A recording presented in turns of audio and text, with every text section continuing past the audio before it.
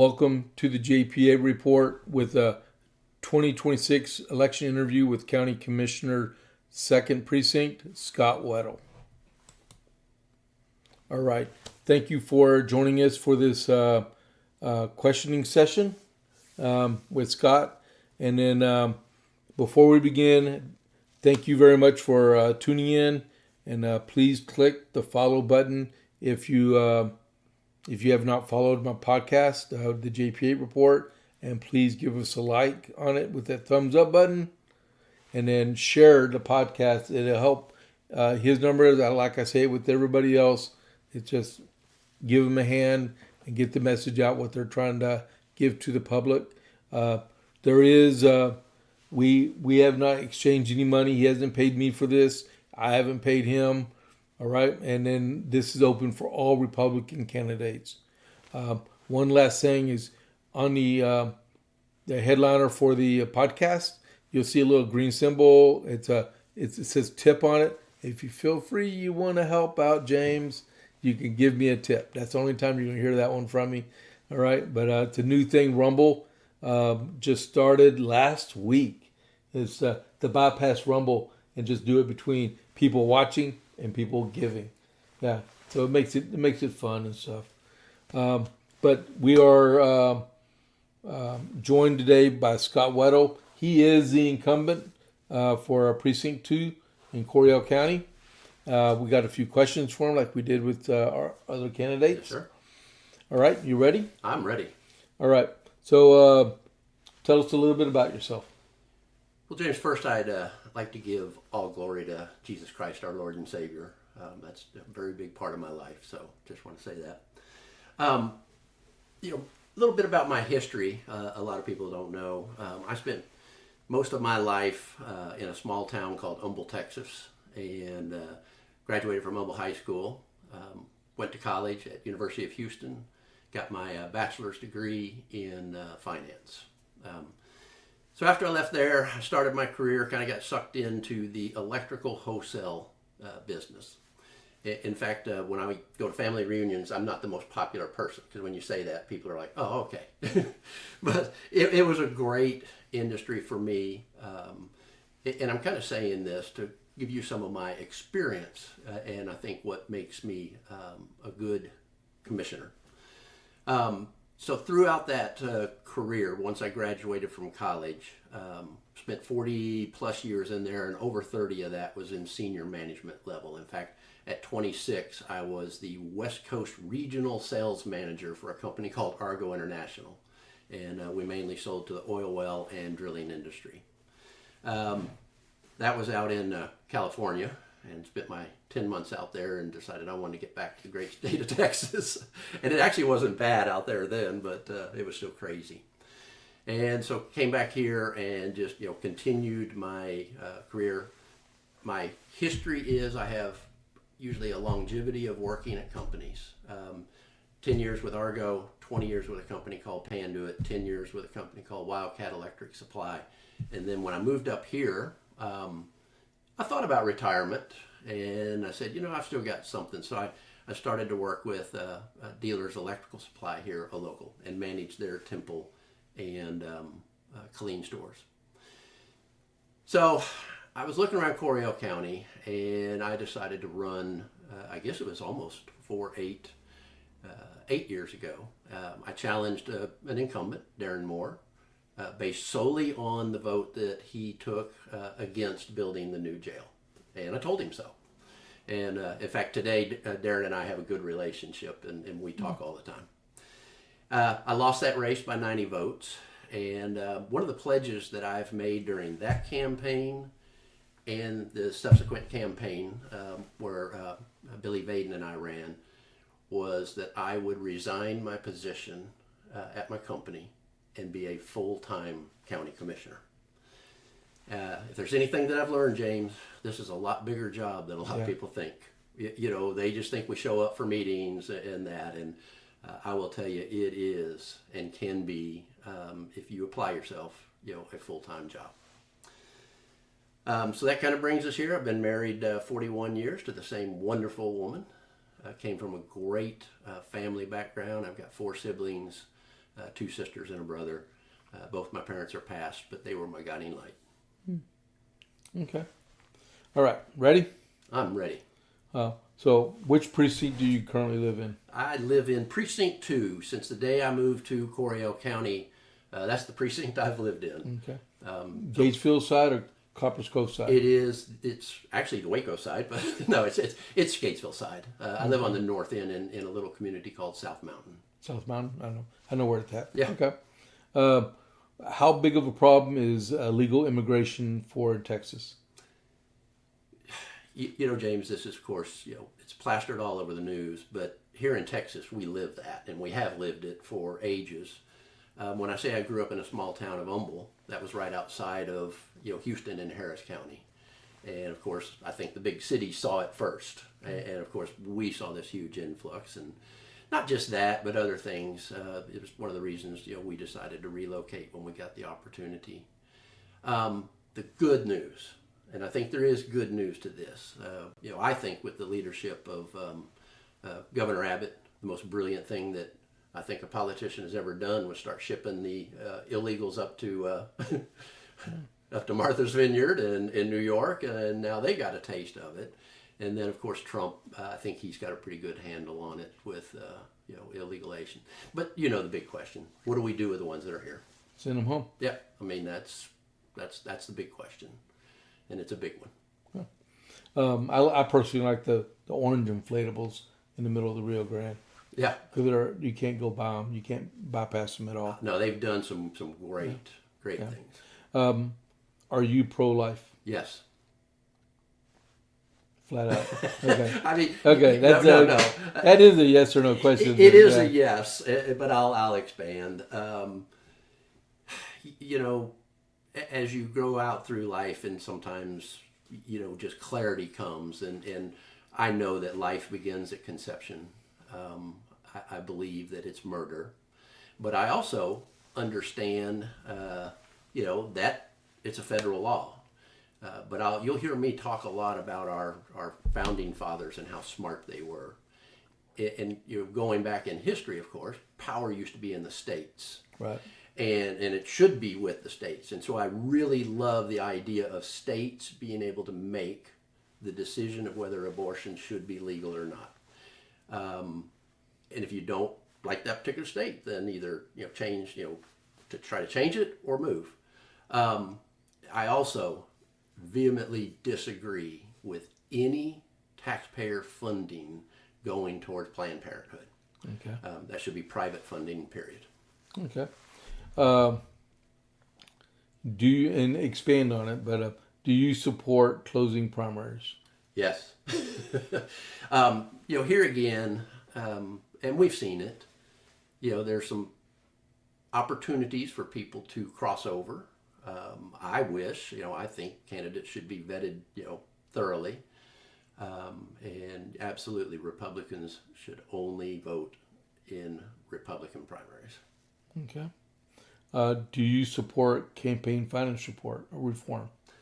Here again, that's another, big yes. And I think in a future question that you have, I'll expand on that a little further, because until we do something about putting the foxes in charge of the hen house, that's not going to change. And it is, especially now at the local level, I'd say 99% of all of our campaigns are self-funded. They're even though it's crazy that you spend that kind of money to get a low-paying job, but well, there are several cases before the Supreme Court for campaign finance report reform. Yeah. And so over the next few months, we'll probably get different viewpoints on that one. And we all know it stinks. The PAC money, the incumbents who have access to all of those lobbyists, they build these war chests. And even at the state and national level, it is so difficult for a challenger to break that cycle, just because of the sheer money volume and the use of their office. So yes, something needs to be done. So you just remind me of a question. Didn't you put on there? I can't ask everyone now. It would have been about: do you support taxpayer-funded lobbyists? but that would have been a good one. Don't answer that one because Nobody I else didn't. got I'm checks. not Yeah, giving yeah. it to everyone else. I got you. Okay. What are your views on term limits? I have been, yelling and screaming that since I was a young man.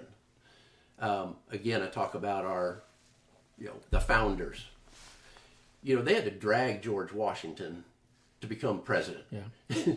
These guys, they were running successful businesses. They were the cream of the crop back then. And, this whole idea of how it's morphed into this is a career instead of a service.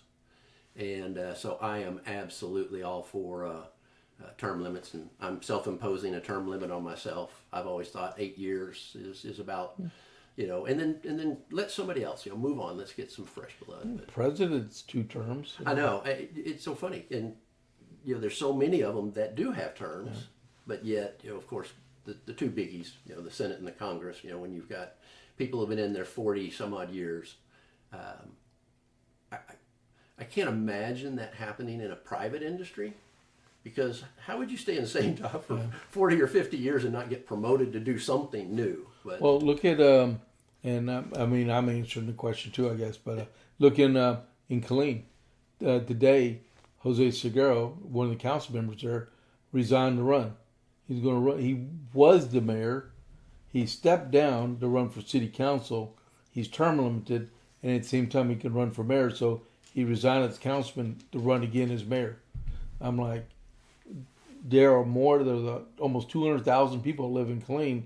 You can't use the same person over and over and over again. Right. That's the essence of power. Give up your power, let someone else run. Yep. Yeah. So huge, term limits. But I'm ultimate. I'm ultimate term limits, and I tried that here in Killeen, in Coppers Cove when I was on the city council. I do believe once you reach 2 terms as a city councilman or 2 terms as mayor, you're done. Yeah. And the same thing with I think county commissioner. Yeah, I think county commissioners, And county judge. Yeah. The only level is maybe a few of those, and I call them very the more the administrative positions, that are maybe tax assessor collector, for instance. That's a job that can, it's not politically motivated, and it's purely just learning your job and understanding how to run it efficiently. So I've only seen that position actually challenged once. Yeah. And that was in Tarrant County. Yeah. He was a friend of mine, and he won. It's another one of those big jobs. Yeah. If you were king for a day, and you could make a policy happen or be repealed, what one policy would you choose? Well, that's why I didn't want to expand too much on my last one. Okay. That policy would be term limits. Why? Just think about it. This is just human nature. Why would anybody in Congress, even a incoming freshman, vote for term limits? It's like you're voting yourself out. So if I was king for a day, I would say, folks, this is what it's going to be. Another one that has to be looked at, and our founding fathers set up the Supreme Court for lifetime. Well, the average age back then was 45? They never anticipated somebody staying in, as a Supreme Court justice for 20, 30 years and gaining the age of 86 or 90. Most people died around 50. Yeah. So they never saw that coming, and I very rarely would endorse looking at something and changing our Constitution, but I do think that's something that could certainly be looked at. Okay. Well, what one part of county government would receive more attention if you were elected? In my closing statement, I'll talk about some other areas that I'm really going to focus on. But James, one of the things that I've realized in being on this court is our ability to communicate with the citizens. It has bothered me. I don't know, what all the answers are. I have pushed, I think, that our courtroom should have cameras in it. It should be live streamed. Yeah. It should be recorded. That should be all available. Our current system, the way we do it, and by the way, we're not required to do that by any state statute or anything. In fact, we don't even have to have Zoom. It's just, and unfortunately, like with the Zoom, it's coming out of one computer, and you can generally hear me because I sit next to the computer. You can hear the judge and Kyle, Commissioner Matthews, but you can't really hear anybody else. And so I think that, sends a message. But with everything, there's a problem, right? First, it's going to cost money to set up a system that's worthy of that. And then secondly, we have to have somebody who is going to run it, maintain it, Right. and post it. And I know those sound, but at a time where we're already hard pressed of adding anybody, we don't have a public information officer. And most organizations of our size, will have one of those. Well, why doesn't the city have a PO? I mean, county have a PO. Just another, this is where I struggle because I believe in a small government, and I believe in keeping it as small as possible. So that would be adding another, body, and we already run it. I think it's well over 60% of our budget is on salaries. Even though I will tell you, and I can statistically show you, we run a very lean county when it comes to personnel per 1,000 citizens. It's a very lean. So I think if we had somebody focused on that, I've heard a lot about transparency. Well, transparency is pretty inherent in government. I mean, all of our records are available. The problem is, I think, with our current county government is being able to very efficiently get that information out to the folks. And I'm certainly going to work on it. And but also, again, we're a court of five. That court is presided over by the county judge. Right. And so, the decision really on that kind of stuff would have to be led by the county judge. I would think the executive assistant for the county judge should be the PIO. I should, I would think so. But that's too. not my call. That's his call. Yeah, exactly. Let's see. What do you see as the most pressing need for infrastructure or capital project in the county? This is such an easy one, but it's such a hard one. We need a new county jail. When I ran against Commissioner Moore, even with the addition, addition, I can go into detail on that a little bit. So everybody knows, or some people know the history. The people voted. They passed a bond for $16 million. It went to vote, and it failed in the court 3-2. That's what prompted me to really get involved in run. Since then, of course, then that bond expired. And so they had to go out for another bond, and it went out for, I think it was 31 or 32 million by that time. And it failed miserably from the public. So this all transpired before I got on the court. And I've had several people say, well, why aren't you guys trying to do this? And I said, man, timing is everything in life. And if we had tried to come right out behind that and try to push the same agenda, it would have failed again miserably. So I said, me personally, I said, we've got to, start to at least attack the problem a little bit to mitigate some of the money going out of county. And so when we were doing the construction on the Justice Center, which ironically, I didn't vote on that because I abstained. It was my second week. It was my second one. So I abstained on that.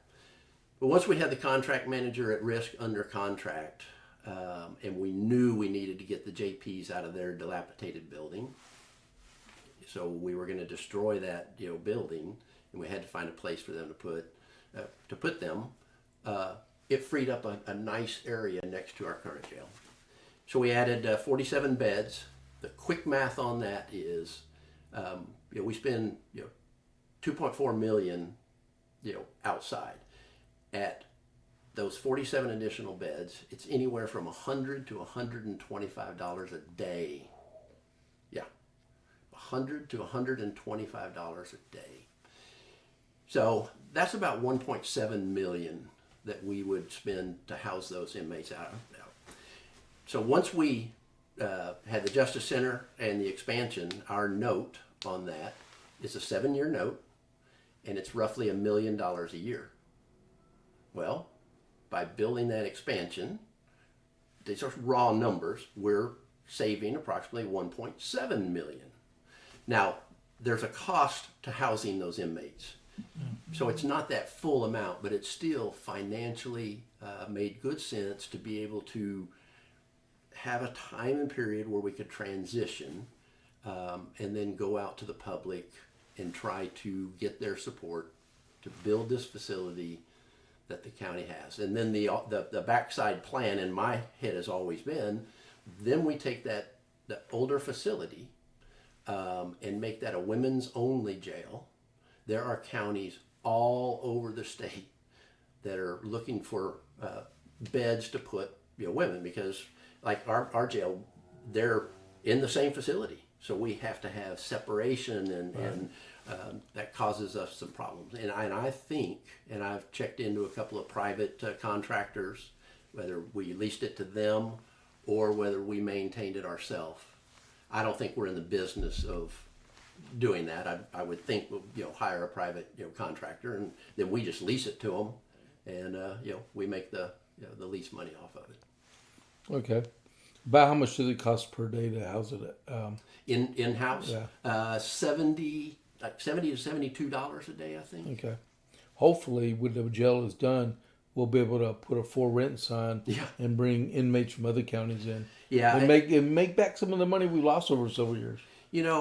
This was one of those just things that I had no clue. I had no clue as a citizen what is entailed in running a county jail, and it is extraordinarily expensive. We spend $600,000 a year on feeding them.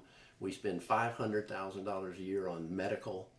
And some people go, no, we are required by statute to provide those certain things, because everybody has to remember, these people are not convicted.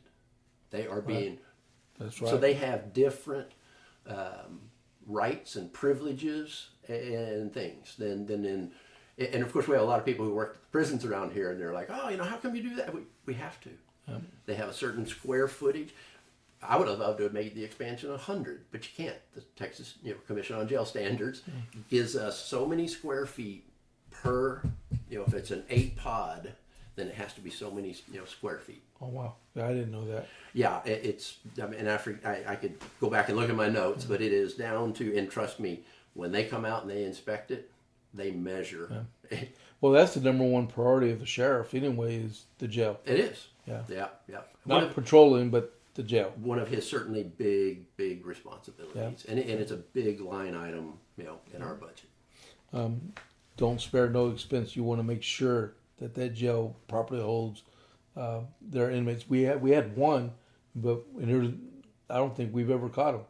Remember that about three years ago? Oh yeah, it's been almost 3 years. Yeah, he's still out there running around somewhere. I don't know. I don't think he exists anymore.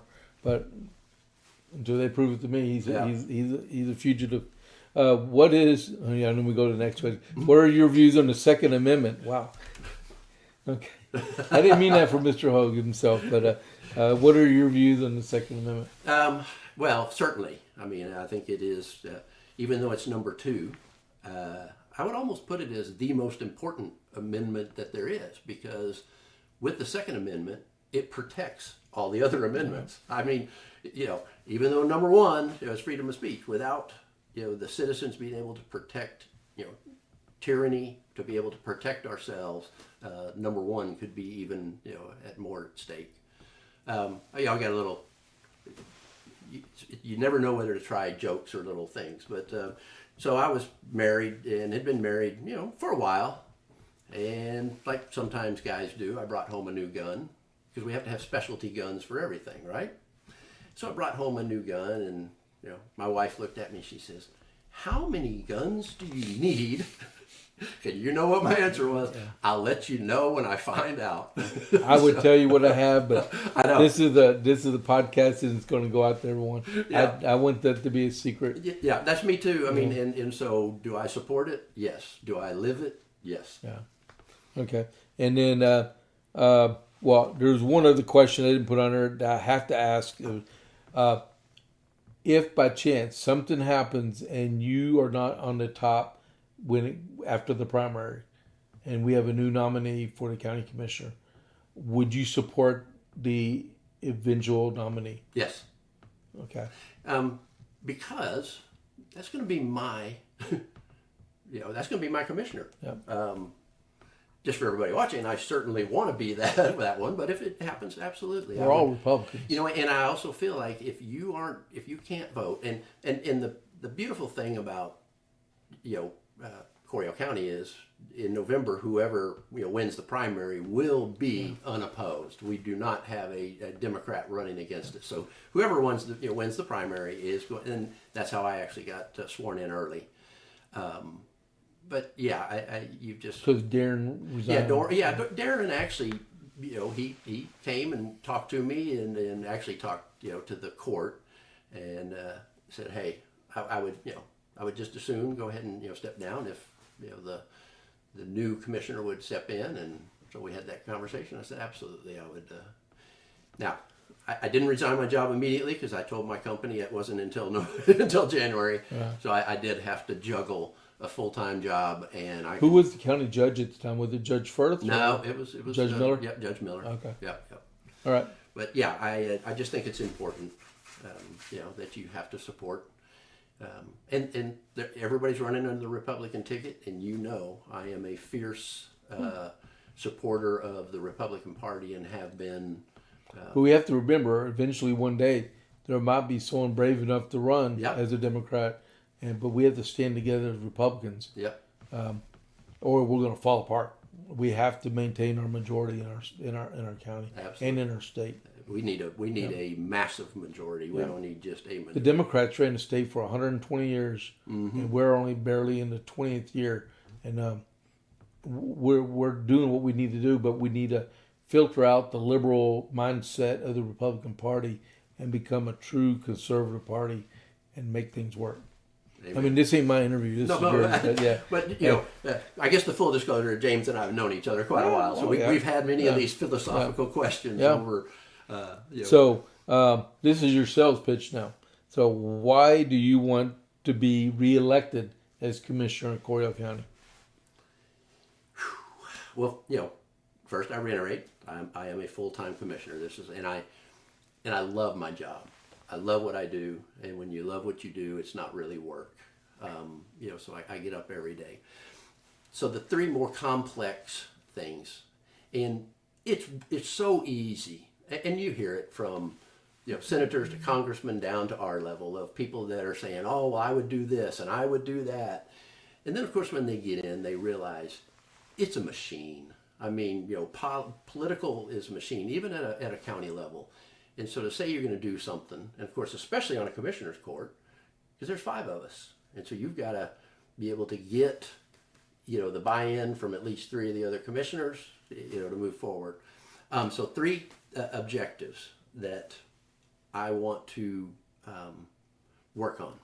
The first one is the new jail, which I've already kind of laid out in the previous, but we have to, it is 100% has to be the will of the people. And if I'm breathing, it will have to go out for a bond election, and the court and the sheriff will have to do a great job of laying that out and explaining the position. The other is PSAP. When I ran against Billy Vaden, he was the fire chief there in Gatesville for 34 years. That was his number one thing on his platform, and he and I talked. And especially afterwards, after I won. And it was really funny because I said, hey, Billy, I'd really like to get on that. And he looked at me and goes, you have many other things you need to deal with. We'll work on that later. What is that? The PSAP. Oh, I didn't say it. I'm sorry. PSAP is it's the Public Service Answering Point. the craziest thing is, and I know a lot of people are like, what is that? It's 911. Okay. But right now, Coppers Cove has their own 911 piece app. Gatesville PD has theirs, and then the sheriff has theirs. And I've experienced this personally. I called in, had 6 young girls that ran off my county road and went down into a ditch. I called, it was 10:30 at night. I get Gatesville PD, I'm explaining the situation, and they say, and the location. And I said, well, I'm between 2 low water crossings, and they go, oh, you're in the county, let me send you through. And then I had to go to the county and explain the whole, situation again. And, but this has been something that our county's talked about for years and years and years. And it's difficult as a court because we have to deal with 3 different entities and departments, and nobody probably wants to give up their little world. But it only makes sense, especially as our county grows, to consolidate that PSAP, if you will, into a single location. Mm-hmm. And so one of the reasons I want 4 more years is I'm going to continue to get that done. And then last, and I hope you can appreciate this, and this is one I always have to kind of first say, love veterans, love everything they've done, that you did. But the reality is, Coryell County has more retired and disabled veterans than any other county in the state of Texas. And what that means is, the state, you'll hear other commissioners talk about unfunded mandates. So the state says, okay, counties, you cannot charge property taxes to disabled retired veterans. 100%. 100%. And which again, I'm like, yay, I like that. We should honor them more and more. But the fact is, for Coryell County, that number is $3.7 million in tax revenue. $3.7 million. And when you're looking at our current budget, that 3.7, now they do reimburse us. I think, we really don't know what they're going to reimburse us at any given year. I think this year we budgeted maybe $400,000 out of that. So even if the difference, if it's 3.2 million that's left over, that's about 6 points off of our tax rate. So if it's at a 4.7, it would be down to a 4.1. But I have had the privilege, in fact, at last year's Lincoln Reagan dinner, I had the privilege of sitting at the dinner table with Governor Abbott, Senator Flores, and Representative Shelby Slauson. And we're just sitting there at dinner, and all of a sudden I go, hey, I got something I want to talk about. And so I brought it up. And I will tell you that both Flores and Slauson were excited that I brought it up, because I know Flores introduced or he co-authored a bill, I think, in the Senate, and Shelby supported one in the House to try to get that rectified. So it was a great opportunity, and I think with that kind of going for me, and especially with Lieutenant Governor Patrick coming in, just continue pushing that, because that would be a huge win for Coryell County to get the state of Texas, who they make us do it, you pay it. Okay. So, did you have any more you want to say about getting reelected or anything? Well, I was going to give just my closing statement. Everything that I do, I have a passion, and I've had a passion for this. And somebody asked me, well, what do you do on a regular day as a commissioner? And it's really funny because it's all different. But a huge amount of what we have to do is research. I mean, it is, we've got to research different, whether it be statutes or contracts or companies or, rules or subdivision rules and grants. And it's a tremendous amount of just gathering information. One of the things that, if you pay attention to court, and if you go back and listen, and if you want to ask any other of the county officials, one of the things that I do is I pride myself on, first off, showing up.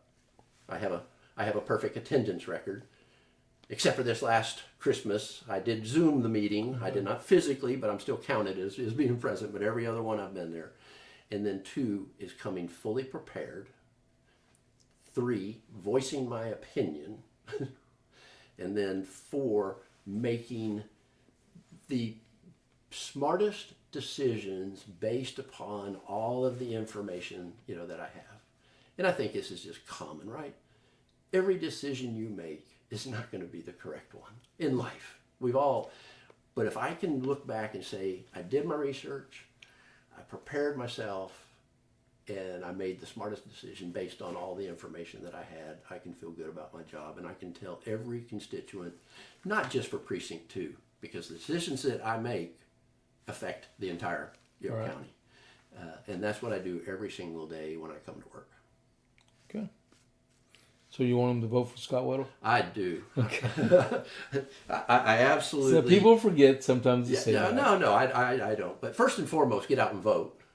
And then, secondly, I hope that you will, I hope people will judge me on my full record, everything that I did. Go back and look what I said I was going to do in the beginning, supporting law enforcement and supporting infrastructure, which is road and bridge. Most of my decisions, even around the budget, revolved around those 2 departments. Take care of those departments first, and then we'll weed out the others. Okay.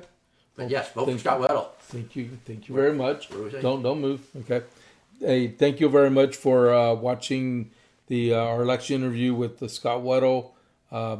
Please click that follow button, and you'll get the JP8 report every time I publish it. I go Monday through Friday, 12 p.m. to 1 p.m. Central. And then in the mornings, sometimes I do 6:30 to 7 o'clock also, and do go over the day's news and conservative talk with about the president and the Republican Congress and what the Democrats are doing wrong. But please give me a chance, and then do your due diligence with all these candidates, and hopefully this helps for everyone. All right, and so I'm going to sign off. Just don't move yet, okay? Thank you, guys. So this is James Pierce with the JP8 Report. Thank you for listening and viewing, and catch you on the flip side. I'm out.